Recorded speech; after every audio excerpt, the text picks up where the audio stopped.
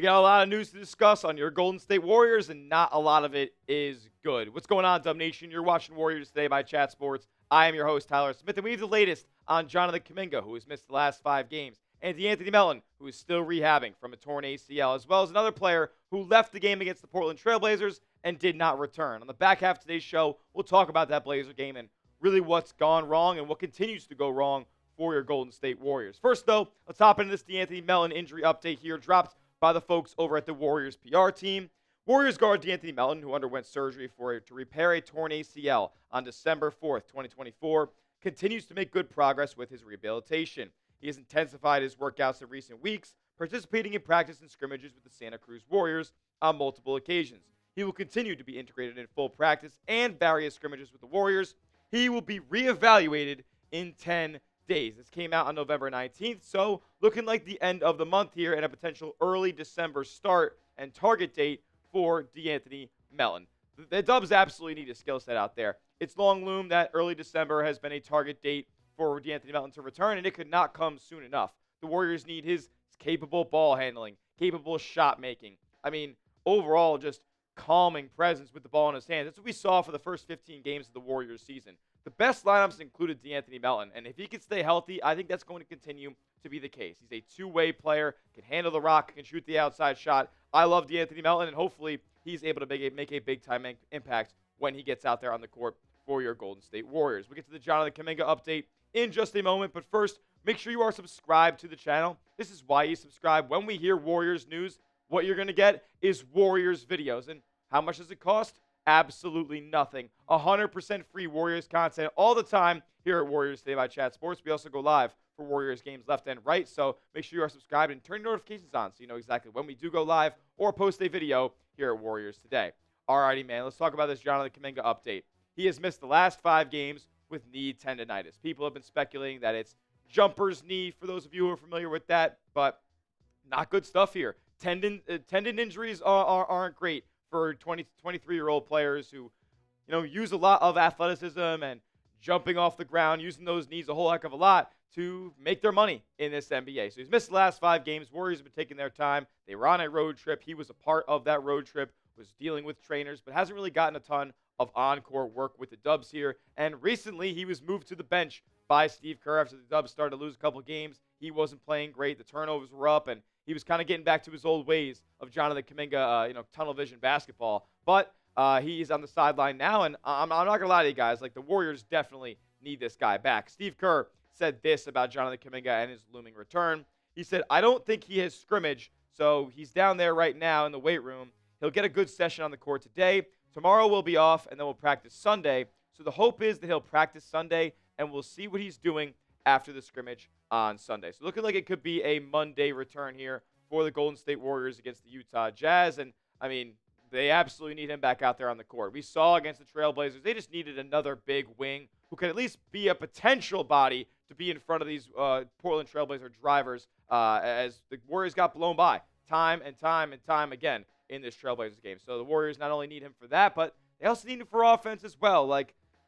Time and time again, the Warriors just can't create offense when things get stagnant. And we know that, for better or for worse, Kuminga can go out there and generate some offense. So they absolutely need him back out there on the basketball court. But what I'll tell you is, he absolutely went back to his ways of, bad basketball for the Dubs here. In October, he was the player that we had hoped Kuminga was going to be this season. 17.5 points per game, nearly 8 rebounds a game. He was leading the Golden State Warriors through the first few games of the season. He was shooting at the ball utterly efficient as well. 55.5% from the field, 45% from three-point range, and then just an absolute drop-off once the calendar flipped to November. 10 points a game, and he wasn't on the bench for all these games either, by the way. He started all 6 out of the 7 games that he's played in November so far. The three-point percentage is all the way down. The turnovers are all the way up. So the Warriors need him back out there on the court, and they need him playing like the guy he was in October. Not only because they need to stack wins here, but they also need to stack up Jonathan Kuminga's trade value. It's inevitable that the Warriors are at least going to explore the trade market for Jonathan Kuminga once that exception is up on January 15th. And there's some real buzz around his name, man. There was during the offseason, but not quite enough for Golden State. They re-signed him. Now they get to use his entire contract in a trade. And an NBA exec out there is calling it one of the best trade chips in all of the NBA. Well, it can only be one of the best trade chips in the league if he's out there playing. The best availability in this league is availability, and the Warriors need Kuminga back, and all the guys they have hurt on the sideline right now back more than ever. With that being said, I got to ask you guys right now, what to do with Jonathan Kuminga? T for trade, K for key. Very simple question. Do you think the Warriors should try to keep Jonathan Kuminga through the deadline and see what they have with his future, or is it just time to cut the cord? Let me know what you guys think in the comments section. Last injury update here for the Golden State Warriors. Al Horford left the game against the Portland Trail Blazers with hamstring tightness. And it begins. We've already seen the Warriors vets, their old cats, miss games because of minor dinged up, banged up injuries, and we've seen the Warriors lose those games because of it. Steph was out a couple of games ago against Miami with the ankle. Jimmy was dealing with lower back tightness, and Draymond was just Draymonding. And they lost that game. And that's not going to be the only time it happens this season. And they're probably going to lose that next game too. And the only player that they acquired after losing Kevon Looney, of course, as well, to shore up their front court and revamp their front court this season was 40-year-old Al Horford. I think Horford's a good player. He's starting to come along within this Warriors offense. Obviously, we know how good of a defender he is, but it's this that we got to worry about. His availability. He wasn't out there for the fourth quarter. He was not on the bench. And I don't think this will be the last we see of Al Horford on the injury report. And I'm not just talking about him missing the front end of back-to-backs. Next, we're going to get to the next dose of bad news for your Golden State Warriors because, yes, they have lost 3 games in a row, and the same issues continue to rear their ugly heads. That in just a moment. First, though, I got to tell you guys about our proud sponsor on the program, and that is Prize Picks.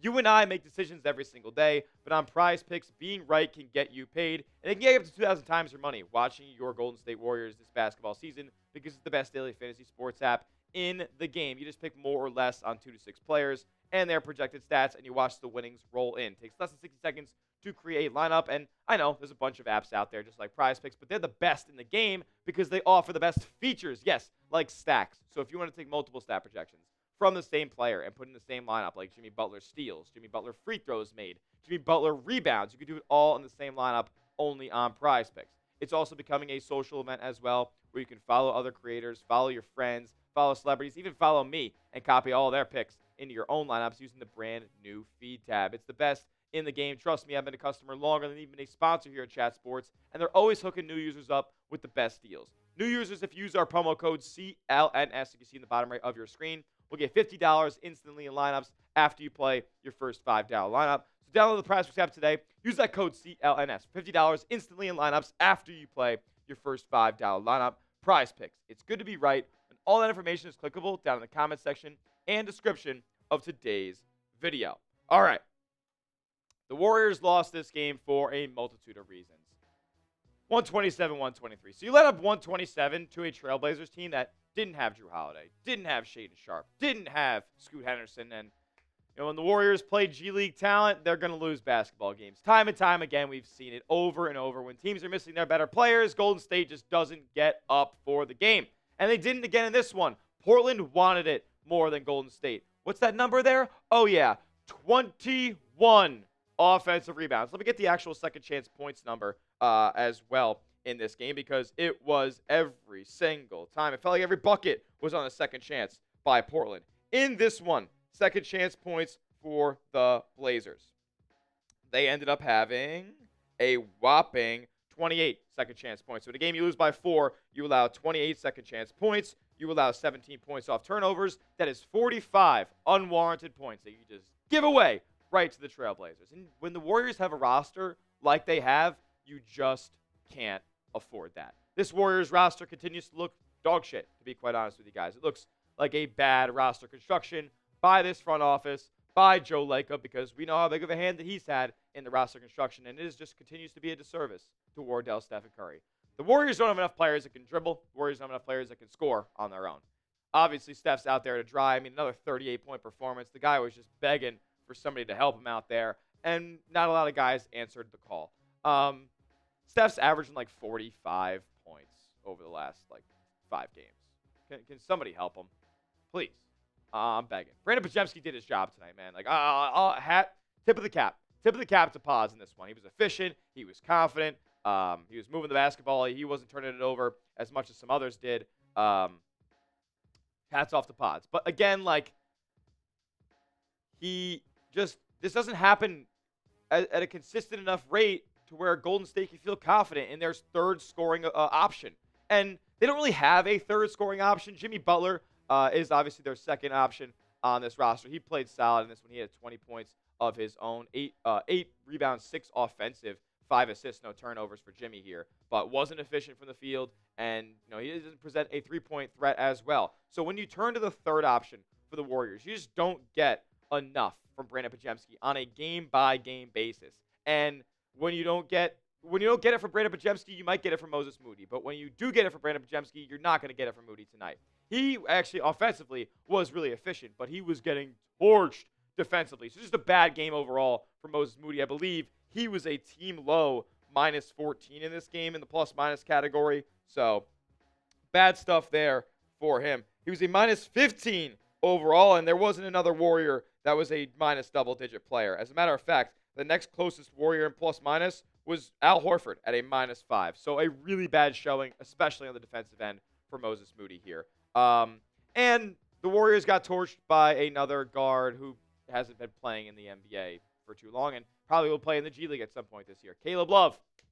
26 points to Caleb Love. You got Tyus Jones a couple days ago. You got Ryan Rollins. Who cooked you on the Kings that one time? I mean, I guess that was kind of an ugly game for the most part. You got Quentin Jackson on the Indiana Pacers. Now you got Caleb Love. And shout out to Caleb Love, man, making a name for himself in the league. A great collegiate player. I couldn't believe that he wasn't getting really the opportunity that I thought he deserved in the pre-draft process. But now he's making his name for himself, dropping 26 against Steph Curry and the Golden State Warriors.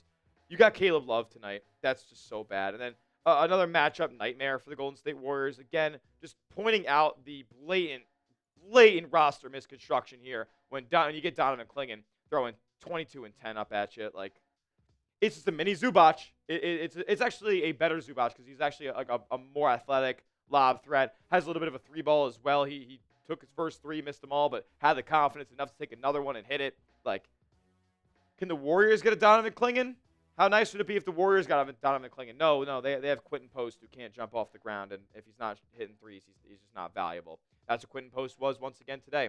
2 for 6 from the field, 1 for 5 from 3. If he's not hitting shots, he is not valuable. Not good at all. Denny Avdija actually cooked you in this game, to be quite honest. I don't think he was like the craziest scoring output, but Denny absolutely did his job. Just a light 26. It feels quiet, but Denny damn near put a triple-double on you. What is that, 15 assists? 13 assists in this game. 6 turnovers, but guy has the ball in his hands a lot. He's the engine that makes this Trailblazer team go, and this is a team that was below you in the Western Conference standings. A team that was missing 3 of its better rotation players. The Warriors roster, showing up once again, just doesn't have enough talent. Plain and simple to see. The Warriors aren't good enough, and they need to make a trade. I think it's clear to see that the Warriors must make a move, or Jonathan Kuminga has to go out there and play every game like it was the Lakers game and the Nuggets game, the first 2 of the NBA season, and I probably would bank on the Warriors getting better return on a trade. With that being said, I said it. Get creative for me now down in the comment section. The Warriors need to make a trade.